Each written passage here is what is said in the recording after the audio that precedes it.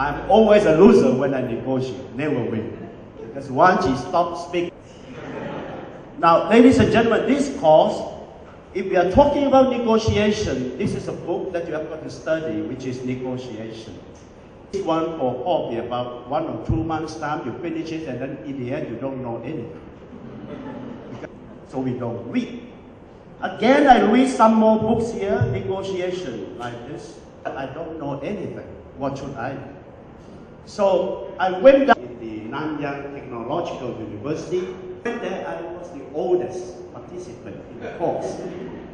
And I turned to my co-presenter today, and I think he should be the right person to help me to keep my name a little bit in good order.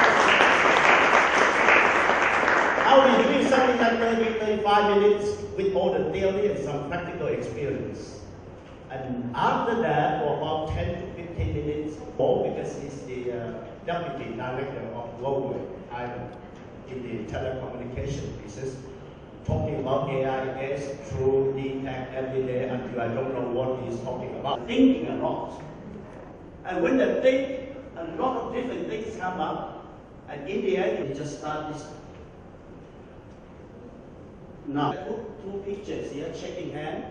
When we talk about dictionary definition of this negotiation is to negotiate, to confer with will, to find terms of agreement. Confer means reconcile.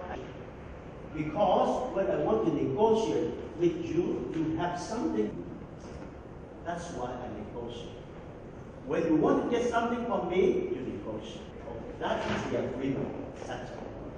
Next is your own, my own. That is something else, but at least there must be a result that will make you happy. So that is, people are thinking quite a lot. They also think it is part of human nature to think wisely enough. So Mary wants to see John, but there is no way to see John because the boat belongs to Mohammed. I'm sorry, anyone has got a name Mohammed. Mohammed is in love with Mary, and then Mary said, "Can I borrow your boat that I can see John?" Muhammad said, "In my life I always loved you. And how can I sacrifice you to love, to let you go to see John, to sacrifice you to go to see John? I cannot." So Mary is very sad. Go to see Michael. Michael, you are Muhammad's friend. Can you help me talking to Muhammad? You are his good friend. Michael said, "No. This is a personal life. I cannot touch it." In society like this, you also see many people say, "Oh, personal thing, I don't touch it. I don't do it. This is your problem. I'm sorry, I cannot touch it." So Mary cannot do anything. So talk to Muhammad again. "Muhammad, can you just help me? I want to see John, marry John." Muhammad said, "There's one way that can be done. I can help you." "What is that?" "You must sleep with me." For Mary is very sad. Do it. Go back and then think about it for about a few weeks. And then she said, "Well, if I don't do anything, I'll be here forever and I'm going to die here. So my job just sacrifice for a night." Forget about it. So one night is gone. She got the boat and went over to see John. And then they're married together very happily. But one day, Mary is pregnant and then John said, "Why so quick?" Counting, that is something must be wrong with your pregnancy. Mary then said, "I'm sorry, it happened in such a way that I had one night with Muhammad, and this might belong to Muhammad. So I'm sorry, I didn't say it." John was very upset. He said, "Well, that is something that's very upsetting. I want virginity. In life, you always talk about virginity." Yes, so I'm sorry, we have got to be divorced. Mary is very sad. I said, "I tried everything to see you, now you turn me down." She went to see Sam. She said, "Sam, you are John's friend. Talk to him." Sam said, "In my life also, I never touch any personal affair. I never want to be involved." That you also see in the society like that. So Mary has no way out, very sad, alone in the world, and then in the end, she committed suicide and died with the pregnancy. The story is who is right and who is wrong. This is a very confusing story. I asked my student said, nobody is right, nobody is wrong, only the crocodile is bad. So I said, well, okay, the crocodile cannot come up and tell you or say anything. What I can say is, I like your opinion. Who is right and who is wrong? Do you think Mary is a good girl, bright girl to do such a thing? And do you think Sam is good by not being involved or helping? Or do you think John is a good man, which is a person who was the cause of the whole problem? Can you just give any opinion from Vietnam to my old man? Who is right, who is wrong? Nobody right, nobody is wrong. I think it's difficult to say because I think they need to learn more negotiation skills. Thank you. I don't know how to negotiate either. You would like to give a comment? Who is right, who is wrong after you listening to the story? Make decision. You just say, you think Mary is wrong or In my opinion, Mary is wrong. Because If I were you make decision right. you will not kill yourself. Yes. Yes, you kill. No. You don't kill yourself, right? You don't commit suicide. Which is again, in your mind you might be wrong, or in your mind you might be right, but in reality sometimes you stay alone, you have no one to consult with. The only way to do is to see safety. That is to go to heaven. So I might have to kill myself because I cannot stand it anymore. Just many people make the decision like that. What do you think? You think who is right and who is wrong? Maybe nobody right and nobody wrong. Yeah, you see, this is another opinion again. Nobody is right, nobody is wrong. Anyone want to give any comment? Yes. Yes. Also, I have to give you, for you to tell me who is right. Okay, thank you. I don't take too much time. This story actually is a stupid story. It is only a story, just one. I want to see your comments as many as possible, just to see what you think about it. When I ask my students, 10 students saying different things altogether. They say, Mary is right, Mary is a good girl, sacrificed herself, close to the river to see John. John is a stupid guy, he's not in the world. I want to be the sole agency of I want to do the business and what I don't want to. So virginity is important for him, which is again quite strong. And then Sam, is Sam wrong or right? Many people say, oh, Sam is wrong, Sam should help, Sam should. If you were Sam, would you help? Because it's a personal affair. If you probably say that, I don't want to be involved. If it is a mistake, I have got to be responsible. So Sam may not be right. Sam may not be right. So there are so many opinions. There's one way to think stupidly. If you don't put it in writing, then you become so stupid. Okay, now the story is finished. I just want to tell you that you listen to the one person like me tell you one story, but we have different ideas, different opinions. In negotiation, the same thing. Never expect people to think the same way as you think. There's no way it can be like that. It's different all the time. It's only a matter of guessing the word, guesswork. Whether the word is a good word or bad word, it all depends on you, how you work it out. Now, developing negotiation skill is that you yourself, you have your own library. You have your negotiation library. Because it's quite hard. You have got to take it to lunch first. Something like this. That become a concept. Then practice.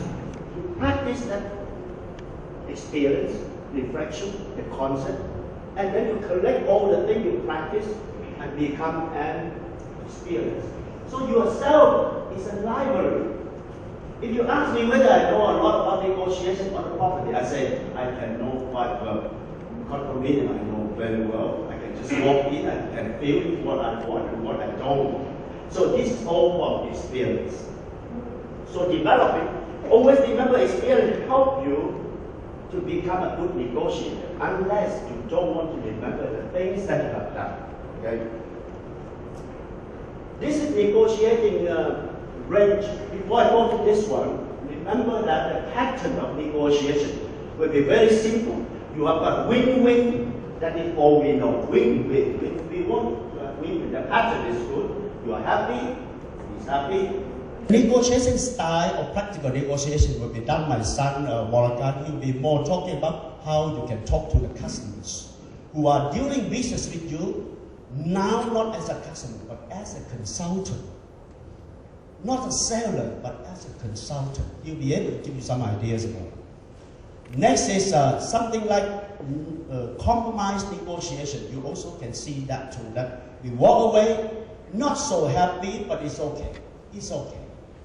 Wife and husband divorce, walk away, have compromise, but not so happy. And then another one is no negotiation. That is, you walk away without any result. That is also the case. And lose-lose situation, always you see many people who are getting angry. They're always in lose-lose situation. When there's a car accident, two people come out and then have a good fight. One got a broken teeth, one broken tooth, another one, the 9 glasses are broken. The insurance people don't pay the broken glasses. They don't pay the tooth, but pay only the cars. Why should you fight them? In the end, what do you do? Very happy today, I want to take you out to have dinner. Can you choose a place? I said, yeah, that's good. I want to have seafood. Then I said, no, I don't like seafood. I think I like Italian food. Italian? No, I don't like Italian food. Both of you don't agree. And in the end, what do? You go to have a Chinese restaurant. This is a lose-lose situation. You say this is a compromise? No, it's not a compromise. Because you don't have your Italian, you don't have your seafood. So in the middle of that, you have Chinese. That Chinese restaurant costs you 1,000 or 2,000 baht, and that 2,000 baht or 2,000 baht doesn't go to her, doesn't go to you. So it is a lose-lose situation. That amount is lost, not for any one purpose. Right? So it's a lose-lose negotiation. So we all try very hard to have a win-win pattern. Definitely, you don't want to lose. If you don't want to lose, how can you make yourself comfortable with your negotiation? The negotiation is guesswork. If you look at this, you're resistant. If you're a buyer of a car, you want to sell a car, somebody wants to sell you the car for 10,000, you have resistance. No, I never buy a car for 10,000. For a seller, 7,000. No, I don't sell my car for 7,000. Never in my life I do that. That is the resistance. See? The resistance of both just like this. And then it will be closer, closer, and closer. Aspiration means that, yeah, that is something I want. Realistic, and become a little bit closer. Until in the middle between 9,000 and 8,000, then it becomes something that we can come to a conclusion. This is a guesswork, and it always works well in life. Don't jump into the conclusion. Don't be too quick. Study very carefully. Read his mind, and know yourself, and you come to the right point. And then you can get the right result from your negotiation. This is just only a guesswork.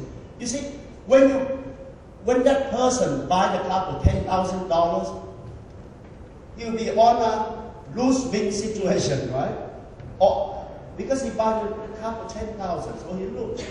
The seller will be the winner, right? The winner. So you can see this is the range that people become until win-win situation comes. Right? Okay. This is just to give you some concept. Now, negotiation guidance hints. If you want to be a good negotiator, you have got to, number one, be prepared. What do you prepare yourself? What should you prepare? Information that you want to negotiate, that is very basic. What do you prepare again? If you have to talk about accounting, you are not good at accounting, bring your accountant along. If you have got to talk about financing, if you don't talk about financing, bring your financing people along. Because while your financing people talk, you can sit down and think. But if you talk alone, you will never be able to make it because your brain is just working right there. Accounting, financing, technical. So So this is part of the benefit of bringing the expert along when you negotiate. So part of the preparation. Another preparation which is quite important, that is your health. You must be healthy enough to go to the negotiation table. Don't simply get sick, catching a cold, and then coughing all the time, and then you want to negotiate. Make yourself you are healthy enough to do the job. So prepare yourself, prepare, even know your opponents or your counterparts, who they are, what they want. Know the objective. Acknowledge a difference in perception. In life, as I said, you look at the picture, John, Sam, Michael, Mary, all this thing, it's all different. You look at it in a different things, I look at it in a different way, so we come out to be totally different, can be that way too. Sometimes you think that if I offer this, he must accept it. I know he must accept it.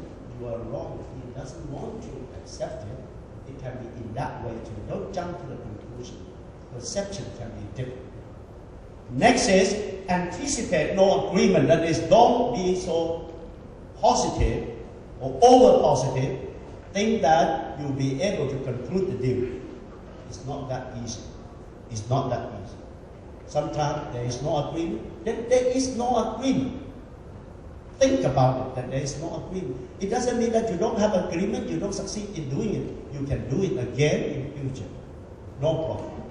Now next, be creative and flexible. That is, you have got to be a person just like an advertising man. You can put any advertising or you can advertise any product you want to. You have got to be flexible. If you have to change the date for negotiation, you change it, you make it. If you have changed the time, you change it.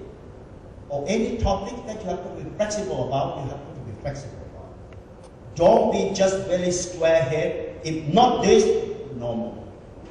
Don't do it like that because you are not flexible. Look for trade-off. What is trade-off? You get what you want, I get what I want. In exchange for that, I give you. You give me. There is always things like this all the time in any negotiation. Trade-off, exchanging. Something might be different. So exchange. Next is ask questions. Always you ask more questions, you know more your counterparts. Is this true? Yes. You know a lot of your counterparts if you ask, such as, what is your opinion? When they say, what is your opinion? Then about 20 minutes about your opinion. So you listen to his opinion. What is your idea? Then you explain a lot. What is your comment? How do you feel? By starting with all these questions, you get a lot of knowledge from the other side. Immediately, practice and try it. You will see that, oh, such a thing that I never know before. He told me about it. This is true. Next is avoid threatening, ultimatum. That is, don't threaten people. Don't make the people feel that you are a big boss, you want to threaten me. No. Because I have my dignity, you have your dignity. Why should we just make you look, I look down on you, why should I do it? Why should I say that, sign the name out or else I don't sell it? The people don't want to be threatened. Make it very nice, very soft. Don't threaten people. People don't want to be threatened. Speak nicely, softly, but firmly. Suggest deadline. What I mean is you have prepared so hard for your negotiation. Don't let that opportunity go away by not saying that, see, we cannot settle today, why don't we make it next week? When? Wednesday, Saturday, 10 o'clock. Make it definite, and then we can go back again and negotiate so that we won't waste our time. Don't waste the time for what you have already prepared. Go back and negotiate. Suggest. Don't just say, see you later. That has no meaning. See you later. When? This is really quite a waste of time. You say, see you. Make it. How about we see each other next Tuesday, 10 o'clock, same time here, and then we talk about it. If you put that suggestion on, your preparation is not wasted. True. Now, you want to be a very good negotiator, there are some concepts for you that they say so. You might not trust it or believe it or quite a lot about it, but I think there are quite some senses in it. If you want to be a good negotiator, they say that number one, the complete negotiator should have a quick mind but unlimited patience.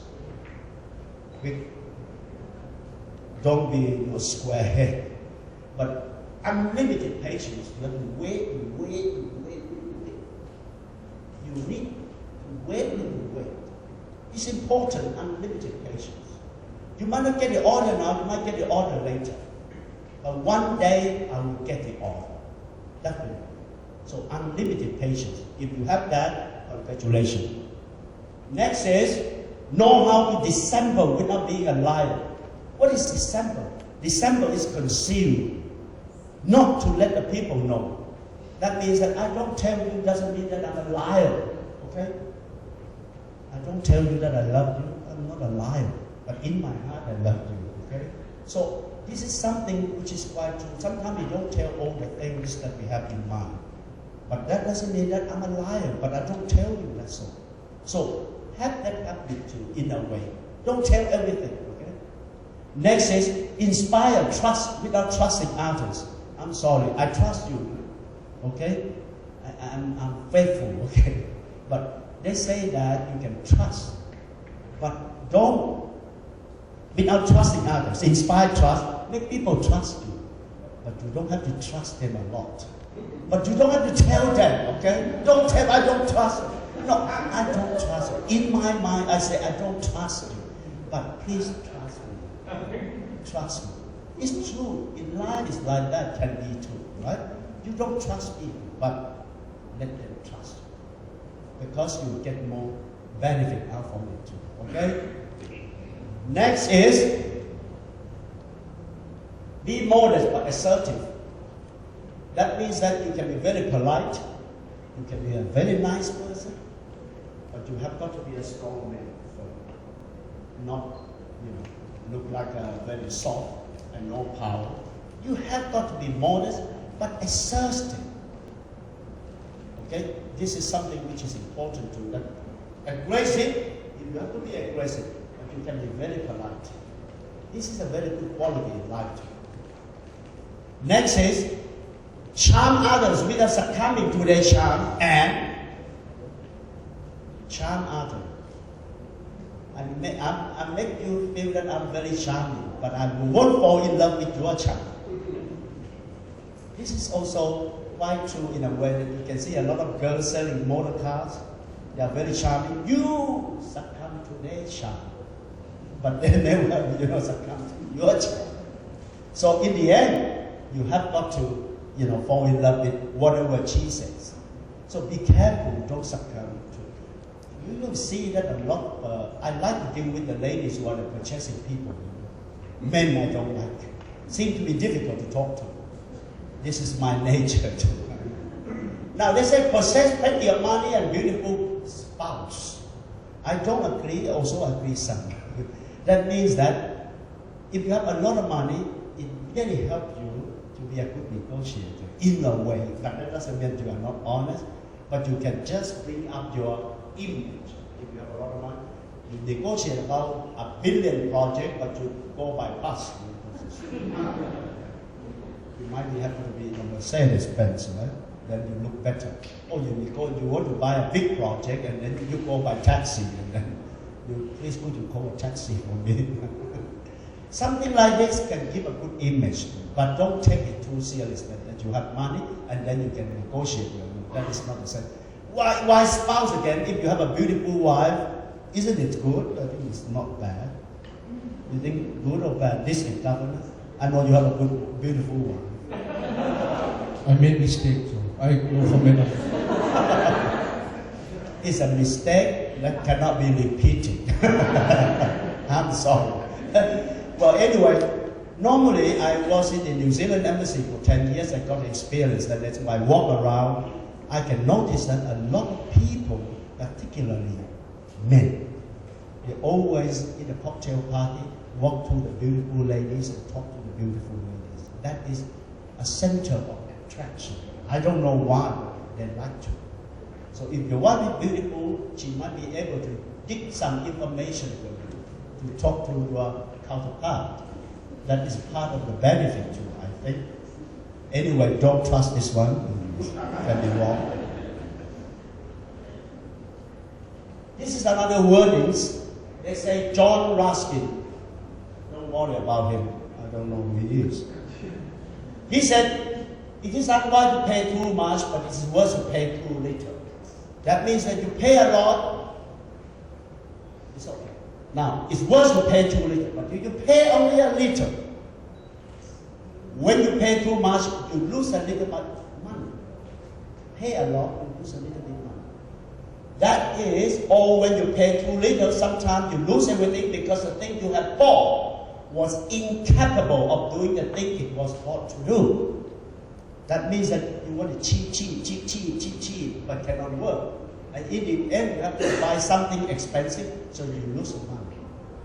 So buy what you want first before you just think about money as a priority. So this is very important. It works or it works, or it doesn't work. That is a man. What is worth doing? Doing well. What is not worth doing well? Don't do it at all. Okay? This is the whole concept. Worth doing it well. Not worth doing well, don't do it at all. Okay. The common law of business balance prohibits paying a little and gaining a lot. You want to buy a machine and then you want the machine to work like so multi-machine can work. Okay, that is impossible. Cheap machine cannot be like that. And then it can't be done. If you deal with the lowest bidder, it is well add something for the risk you run. And if you do that, you have enough to pay for something. It means that if you can't just lose the money like that, why don't you pay a little bit more to get a good machine? Pay a little bit more. Don't be stingy. Another person, which is not bad, my father said, you must never try to make all the money that is in the deal. Don't be greedy. Make a lot of money on the deal. Let the other fellow make some money to share. Let them have some money too. Because if you have a reputation for always making all the money, you won't have many friends. True, right? It's true. If you talk a lot for 1 hour, I listen to you only one day, tomorrow I won't come again. I never come to listen to you for 1 hour. You say something for 5 minutes, 10 minutes, it's okay. But 1 hour, no, I don't come. Don't see me tomorrow. Enough.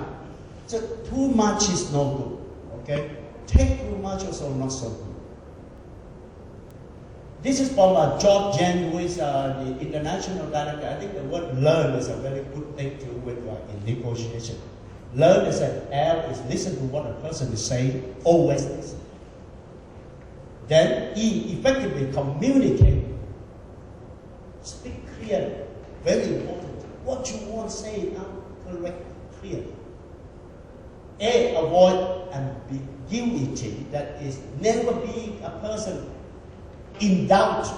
Make people in doubt about your presentation or about your wordings. If you do it like that, it will never happen in future. That is, they won't come back again because you are not so clear with what you say, then how can I trust you? Next is respect differences.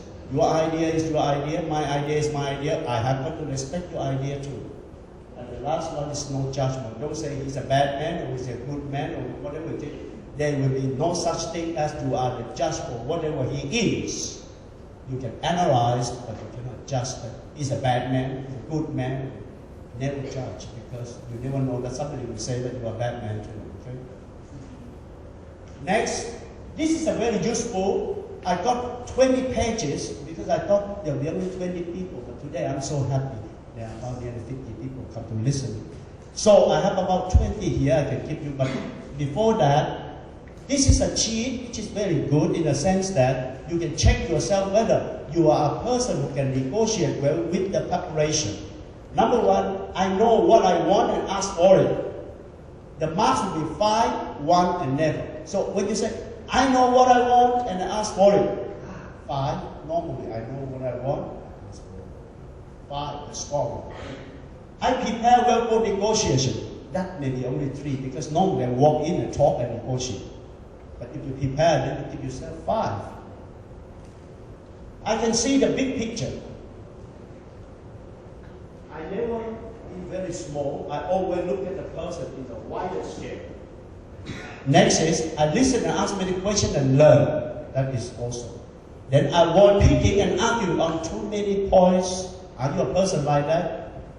When we talk about one subject, you raise 1,000 subjects to talk about, so that is not a good thing. Disclose information carefully and selectively. I think in terms of positive outcome, I can find allies than friends around.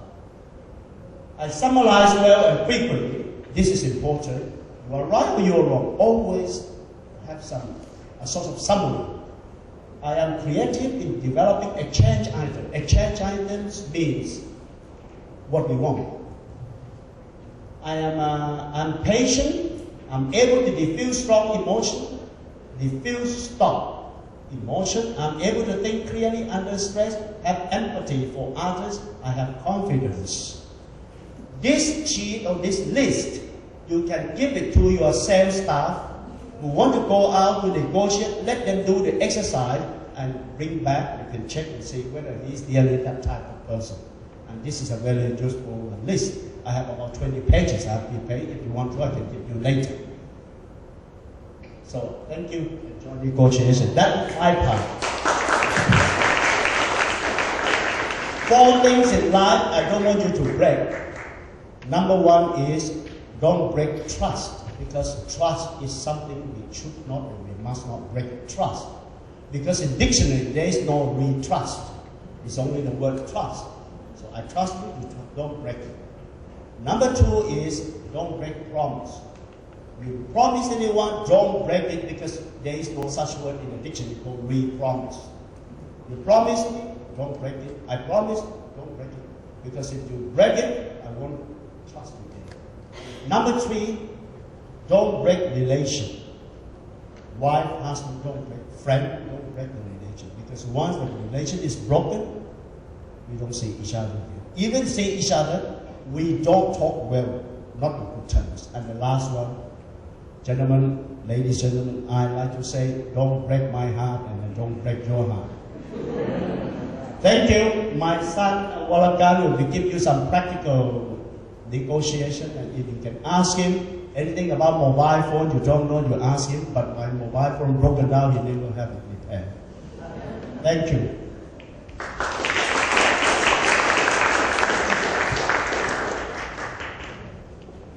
Thank you very much, Warakan, son of the great father Pichai. He always, my father, my teacher, my preacher, for over 30 years. So he told me before, a month ago, hey son, it'll probably take like last 10 minutes. Because now I'm working in Huawei telecommunication provider, solution provider, supplier of earphones now on the shops. Huawei mobile phone. That we had done some negotiations with business counterparts. So he asked me whether probably experience or some tips what I have been doing in the real world, in the real situation. So last month I said, no, nothing else to do. He said, come on son, help me 10 to 15. Maybe I'll tell you in a week. I have to settle some. Come on son, many criticals come.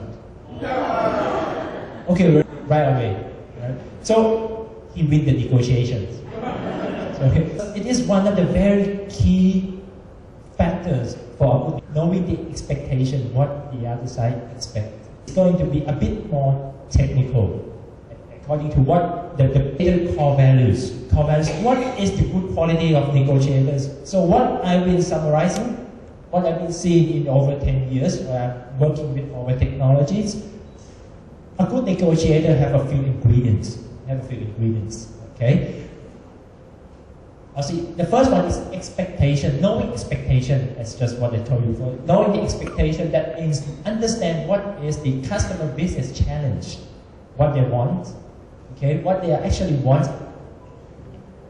Define customer requirements. What exactly will they have, or what are they going to do in this project or in this assignment? Okay, probably sometimes there's more than one requirement. Okay, I'll go into the detail later on, but it is important that you have to prioritize what exactly the most important and which one is the least important of the list. Okay, the second one is knowing the competition. The competition, that means knowing your competitors. How many competitors you have? You might have only another competitors. You have 3 more competitors, 5 more competitors. Okay, knowing decision makers. Who will be the decision makers? The customer, the director, the owner, or somebody of the customer side. Okay, knowing competitors and knowing the strength and weakness. Okay, our competitor might be more expensive, but the brand is better. Okay, they got better marketing strategies, but we got a lower price solutions. That's somehow the strength and weakness, for example. Last one is some of the seasoning. Okay, some of the seasoning in the food, that's the customer relationship management, CRM. How are you going to visit customer? How customer appreciate you and working with you, and how to create a business engagement, business partnership engagement. So this is the core principle. An effective negotiator. How are you going to change the customer mindset from supplier-customer relationships and let them feel we are colleagues, a colleagues-to-colleagues relationship. And how are we going to achieve this? Is that we have to have the same business goals. So we are partners. Okay? Start with customer expectations. What is the customer business challenge? Probably customer want the new business or network to increase revenue. Business need revenues, bigger revenues, okay, double revenues, 10% increment, 30% increments. They always want bigger revenues. A reliable network in terms of telecommunication. We want a new mobile network, a reliable internet networks to sell to customer, right? With a low maintenance cost. A flexible payments condition for my healthy cash flow. Okay, can we do the payment in 3 years, in 4 years, in 5 years instead of this year? To flexible the cash flow. Okay, that's the business challenge. And we change all these challenges into expectation. And normally customer will have more than one expectations. First, of course, price, discount, lowest as possible. Payment, 1 year, 2 years, 3 years, sometimes 10 years. When you are considering of buying a house, you're also considering of payment, correct? Sometimes you need to pay 10 years, 20 years, 30 years. That means a lot to your decisions. The project delivery, how long is going to end? How long will I get it done? The network, same as a house, exactly. Okay, will it be done in next year, next 2 years, next 5 years? Yeah, that also depends. One of the very big considerations when you are choosing a house, right? Exchange rate, warranty. Okay, what is the warranty? 1 year warranty, 2 year warranty. Exchange rate, what is the currency? US dollar, Thai baht, China yuan. A lot, right? Many other things. A good negotiator, we should define and prioritize what is the most important in customer mind. Okay, it seems everything is important. Okay, so there is no absolute solution on this one. You have to. The more you talk to customer, the better you're working with your homework, and then you got a better preparation. Okay, so let's get some example of the customer requirement. What I usually receive as a requirement, for example, discount 30%. That's huge. 30% discount. Okay. Payment is expectation. For example, like 30% advance payment, 40% after all the stuff delivered, 30% after implementation, after all the construction done. Okay, there's milestones. Okay. Delivery expectations. I want all the goods coming to Thailand in 45 days. Implementation within 90 days, 3 months time. Warranty, no later than 12 months warranty. Okay, see, this is all the requirements that you have to be able to understand the customer before entering negotiation meeting. Okay, so let's try to match. Matching expectation, of course, customer will win. Okay, normally in the past, Westerner would say, customer is the king. Right? everyone knows customer is the king, the principle from the Westerner. Now the Chinese come and say customer is the God. Okay. So it's all customer centric. Pricing discount 30%. So how about let's do it this way. For the first $1 million purchase, I'll give you 20% discount. If you like our products, later I'll give you 30% discount for the later purchase. Let's do it this way. Okay, this is one of the solutions. The payment days. So altogether, instead of 135 days, I'll finish within 120 days. How about that? That's one of the trade-offs. That's the solutions. The warranty, I'll accept 12 months warranty. If I don't do a good job, I'll pay. I'll compensate.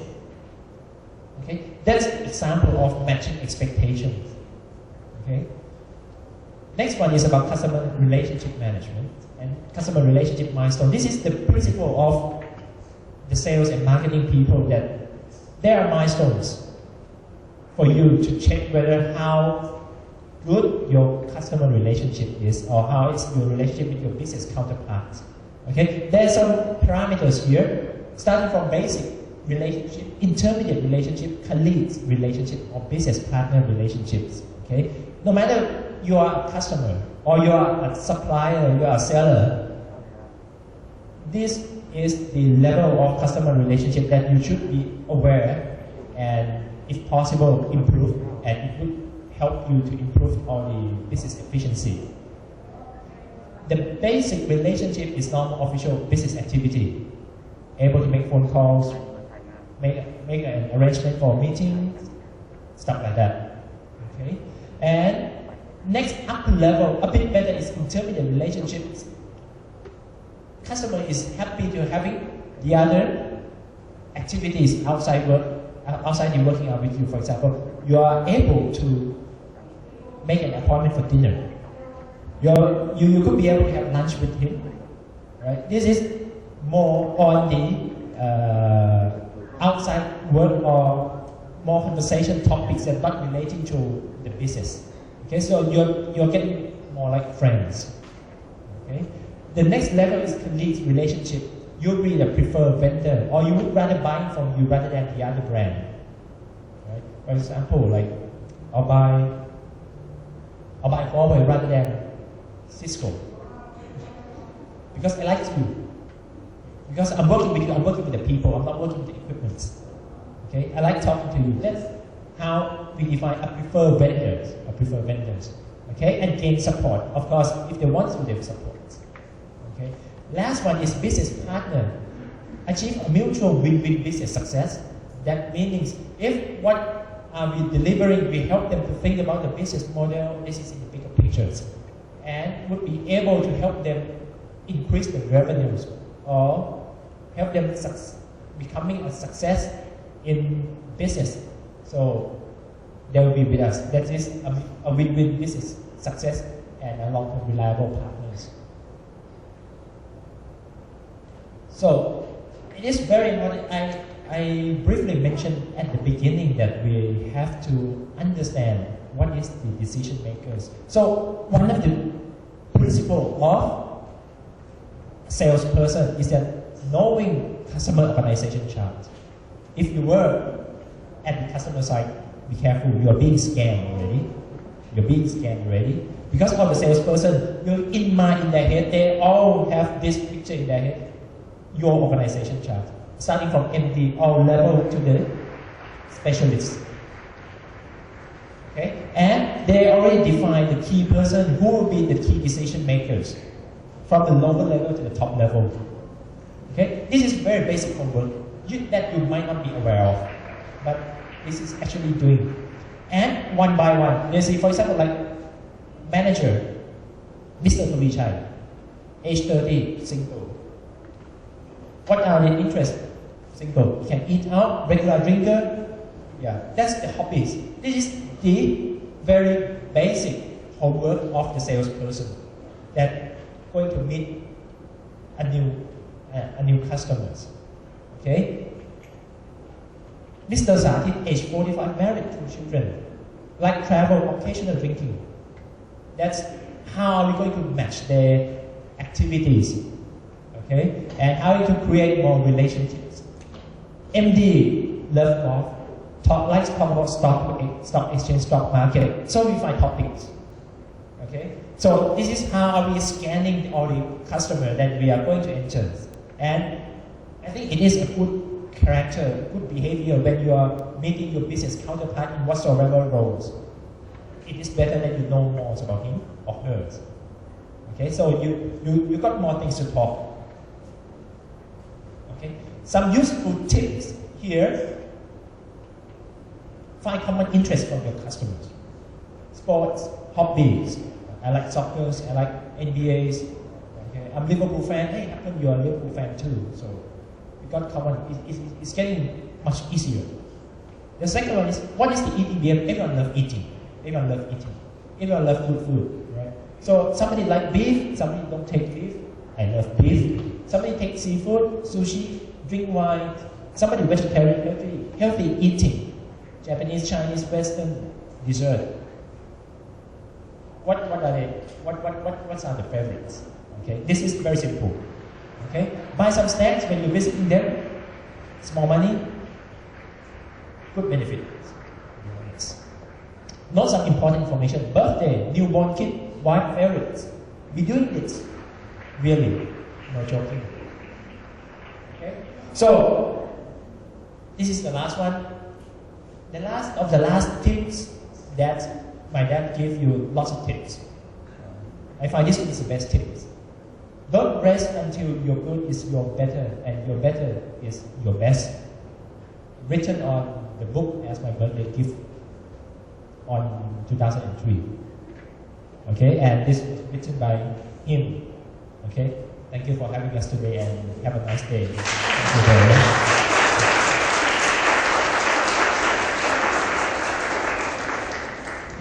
I never know that I gave him the book. Ladies and gentlemen, thanks a lot for coming to the session. I really very much appreciate, and also at least give my son the opportunity to present his practical experience. He's doing quite a lot of work. I'm just only a retired person. There's a joke that I'd like to tell before I finish the session. It's about a young man who just graduated from the university having an interview, and the interviewer asked him, if the phone is out of order, and then I will just push a lever to stop the train. The man said, well, if the lever is broken, the train crash. And that is his experience. And that young man got a job because he's not disappointed joining this session. We learned a lot. Mary would stay with John. Thank you for your kind knowledge and achievement and experience. And thank you very much. And why don't we give him a big round of applause? And also Toastmaster Borakan, sorry. 97p. But actually, here I will take opportunity to present myself. To present the kind of appreciation. Give him a big round of applause.